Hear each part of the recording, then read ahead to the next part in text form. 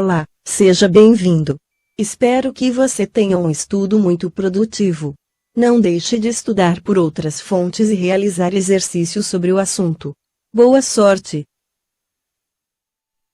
Decreto número 1171, de 22 de junho de 1994 aprova o Código de Ética Profissional do Servidor Público Civil do Poder Executivo Federal. O Presidente da República, no uso das atribuições que lhe confere o artigo 84, incisos iv e iv, e ainda tendo em vista o disposto no artigo 37 da Constituição, bem como nos artigos 116 e 117 da Lei N. 8.112, de 11 de dezembro de 1990. E nos artigos 10, 11 e 12 da Lei N. 8.429, de 2 de junho de 1992. Decreta, artigo 1. Fica aprovado o Código de Ética Profissional do Servidor Público Civil do Poder Executivo Federal, que com este baixa. Artigo 2. Os órgãos e entidades da Administração Pública Federal direta e indireta implementarão, em 60 dias, as providências necessárias à plena vigência do Código de Ética, inclusive mediante a constituição da respectiva Comissão de Ética, integrada por 3 servidores ou empregados titulares de cargo efetivo ou emprego permanente. Parágrafo único. A constituição da Comissão de Ética será comunicada à Secretaria da Administração Federal da Presidência da República, com a indicação dos respectivos membros titulares e suplentes. Artigo 3. Este decreto entra em vigor na data de sua publicação. Brasília, 22 de junho de 1994, 173 da Independência e 106 da República. Itamar Franco Romildo Canhim. Este texto não substitui o publicado no DOU de 23 de junho de 1994. Anexo Código de Ética Profissional do Servidor Público Civil do Poder Executivo Federal. Capítulo I. Seção I. Das regras deontológicas e a dignidade, o decoro, o zelo, a eficácia e a consciência dos princípios morais são primados maiores que devem nortear o servidor público, seja no exercício do cargo ou função, ou fora dele, já que refletirá o exercício da vocação do próprio poder estatal. Seus atos, comportamentos e atitudes serão direcionados para a preservação da honra e da tradição dos serviços públicos, e o servidor público não poderá jamais desprezar o elemento ético de sua conduta. Assim, não terá que decidir somente entre o legal e o ilegal, o justo e o injusto, o conveniente e o inconveniente, o oportuno e o inoportuno, mas principalmente entre o honesto e o desonesto, consoante as regras contidas no artigo 37, caput, e 4, da Constituição Federal. E a moralidade da administração pública não se limita à distinção entre o bem e o mal, devendo ser acrescida da ideia de que o fim é sempre o bem comum. O equilíbrio entre a legalidade e a finalidade, na conduta do servidor público, é que poderá consolidar a moralidade do ato administrativo. IV. A remuneração do servidor público é custeada pelos tributos pagos direta ou indiretamente por todos, até por ele próprio, e por isso se exige, como contrapartida, que a moralidade administrativa se integre no direito, como elemento indissociável de sua aplicação e de sua finalidade, erigindo-se, como consequência, em fator de legalidade. V. O trabalho desenvolvido pelo servidor público perante a comunidade deve ser entendido como acréscimo ao seu próprio bem-estar, já que, como cidadão, integrante da sociedade, o êxito desse trabalho pode ser considerado como seu maior patrimônio. A função pública deve ser tida como exercício profissional e, portanto, se integra na vida particular de cada servidor público. Assim, os fatos e atos verificados na conduta do dia a dia em sua vida privada poderão acrescer ou diminuir o seu bom conceito na vida funcional. Salvo os casos de segurança nacional, investigações policiais ou interesse superior do Estado e da administração pública, a serem preservados em processo previamente declarado sigiloso, nos termos da lei, a publicidade de qualquer ato administrativo constitui requisito de eficácia e moralidade, ensejando sua omissão comprometimento ético contra o bem comum, imputável a quem a negar. Toda pessoa tem direito à verdade. O servidor não pode omiti-la ou falseá-la, ainda que contrária aos interesses da própria pessoa interessada ou da administração pública. Nenhum Estado pode crescer ou estabilizar-se sobre o poder corruptivo do hábito do erro, da opressão ou da mentira, que sempre aniquilam até mesmo a dignidade humana e quanto mais a de uma nação. X é a cortesia, a boa vontade, o cuidado e tempo dedicado ao serviço público caracterizam o esforço pela disciplina. Tratar mal uma pessoa que paga seus tributos direta ou indiretamente significa causar-lhe dano moral. Da mesma forma, causar dano a qualquer bem pertencente ao patrimônio público, deteriorando, por descuido ou má vontade, não constitui apenas uma ofensa ao equipamento e às instalações ou ao Estado, mas a todos os homens de boa vontade que dedicaram sua inteligência, seu tempo, suas esperanças e seus esforços para construí-los. X. Deixar o servidor público qualquer pessoa à espera de solução que compete ao setor em que exerça suas funções, permitindo a formação de longas filas, ou qualquer outra espécie de atraso na prestação do serviço, não caracteriza apenas atitude contra-ética ou ato de desumanidade, mas principalmente grave dano moral aos usuários dos serviços públicos. X0 O servidor deve prestar toda a sua atenção às ordens legais de seus superiores, velando atentamente por seu cumprimento, e, assim, evitando a conduta negligente. Os repetidos erros, o descaso e o acúmulo de desvios tornam-se, às vezes, difíceis de corrigir e caracterizam até mesmo imprudência no desempenho da função pública. X Toda ausência injustificada do servidor de seu local de trabalho é fator de desmoralização do serviço público, o que quase sempre conduz à desordem nas relações humanas.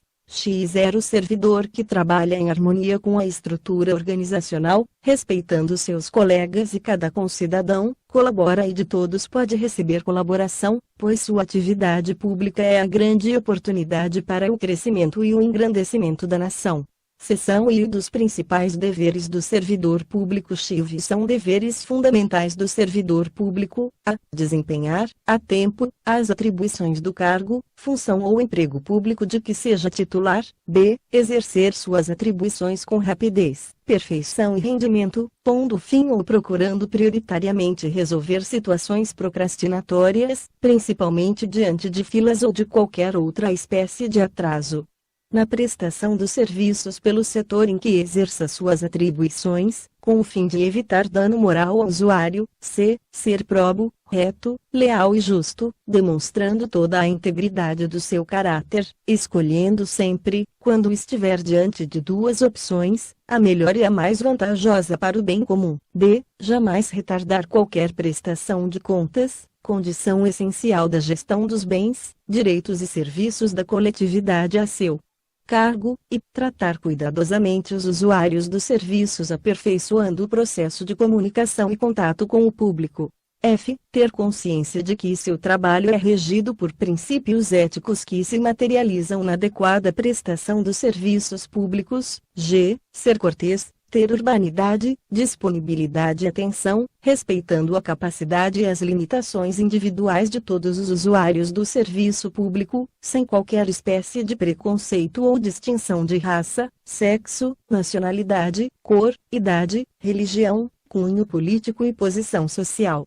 Abstendo-se, dessa forma, de causar-lhes dano moral. H. Ter respeito à hierarquia, porém sem nenhum temor de representar contra qualquer comprometimento indevido da estrutura em que se funda o poder estatal, e resistir a todas as pressões de superiores hierárquicos, de contratantes, interessados e outros que visem obter quaisquer favores, benesses ou vantagens indevidas em decorrência de ações imorais, ilegais ou éticas e denunciá-las. J. Zelar, no exercício do direito de greve, pelas exigências específicas da defesa da vida e da segurança coletiva. L. Ser assíduo e frequente ao serviço, na certeza de que sua ausência provoca danos ao trabalho ordenado, refletindo negativamente em todo o sistema. M. Comunicar imediatamente a seus superiores todo e qualquer ato ou fato contrário ao interesse público, exigindo as providências cabíveis. N. Manter limpo e em perfeita ordem o local de trabalho, seguindo os métodos mais adequados à sua organização e distribuição. U. Participar dos movimentos e estudos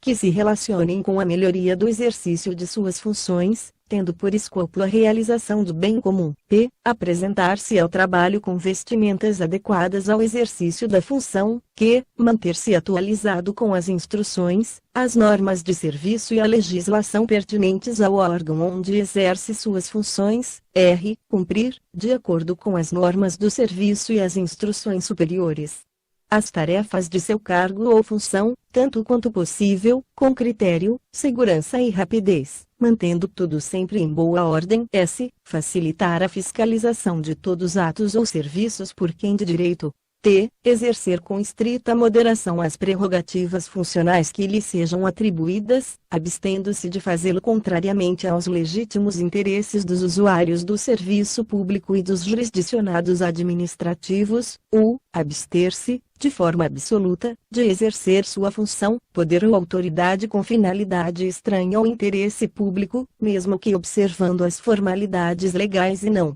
cometendo qualquer violação expressa à lei. V. Divulgar e informar a todos os integrantes da sua classe sobre a existência deste código de ética, estimulando o seu integral cumprimento. Seção I das vedações ao servidor público. X. V. E vedado ao servidor público: a. Uso do cargo ou função, facilidades, amizades, tempo, posição e influências, para obter qualquer favorecimento, para si ou para outrem. B. Prejudicar deliberadamente a reputação de outros servidores ou de cidadãos que deles dependam. C. Ser, em função de seu espírito de solidariedade, conivente com erro ou infração a este código de ética ou ao código de ética de sua profissão. D. Usar de artifícios para procrastinar ou dificultar o exercício regular de direito por qualquer pessoa, causando-lhe dano moral ou material. E. Deixar de utilizar os avanços técnicos e científicos ao seu alcance ou do seu conhecimento para atendimento do seu Mr. F. Permitir que perseguições, simpatias, antipatias, caprichos, paixões ou interesses de ordem pessoal interfiram no trato com o público, com os jurisdicionados administrativos ou com colegas hierarquicamente superiores ou inferiores. G. Pleitear, solicitar, provocar, sugerir ou receber qualquer tipo de ajuda financeira, gratificação, prêmio, comissão, doação ou vantagem de qualquer espécie, para si, familiares ou qualquer pessoa, para o cumprimento da sua missão ou para influenciar outro servidor para o mesmo fim. H. Alterar ou deturpar o teor de documentos que devem caminhar para providências. I. Iludir ou tentar iludir qualquer pessoa que necessite do atendimento em serviços públicos. J. Desviar servidor público para atendimento ao interesse particular. L. Retirar da repartição pública, sem estar legalmente autorizado, qualquer documento, livro ou bem pertencente ao patrimônio público. M. Fazer uso de informações privilegiadas obtidas no âmbito interno de seu serviço, em benefício próprio, de parentes, de amigos ou de terceiros. N. Apresentar-se embriagado no serviço ou fora dele habitualmente. U. Dar o seu concurso a qualquer instituição que atente contra a moral, a honestidade ou a dignidade da pessoa humana. P. Exercer atividade profissional ética ou ligar o seu nome a empreendimentos de cunho duvidoso.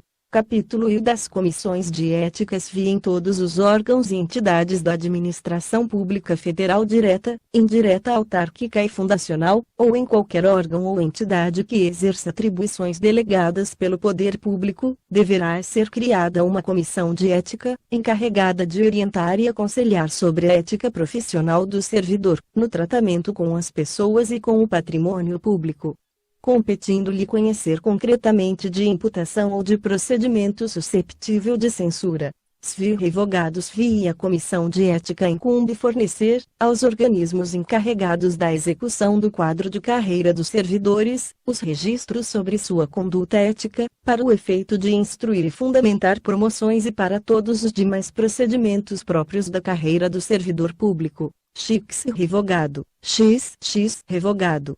X revogado. X. A pena aplicável ao servidor público pela comissão de ética é a de censura e sua fundamentação constará do respectivo parecer, assinado por todos os seus integrantes, com ciência do faltoso. X revogado. X. Para fins de apuração do comprometimento ético, entende-se por servidor público todo aquele que, por força de lei, contrato ou de qualquer ato jurídico, preste serviços de natureza permanente, temporária ou excepcional, ainda que sem retribuição financeira, desde que ligado direta ou indiretamente a qualquer órgão do poder estatal, como as autarquias, as fundações públicas, as entidades paraestatais, as empresas públicas e as sociedades de economia mista, ou em qualquer setor onde prevaleça o interesse do Estado. XXV revogado. Bem, vamos ficando por aqui.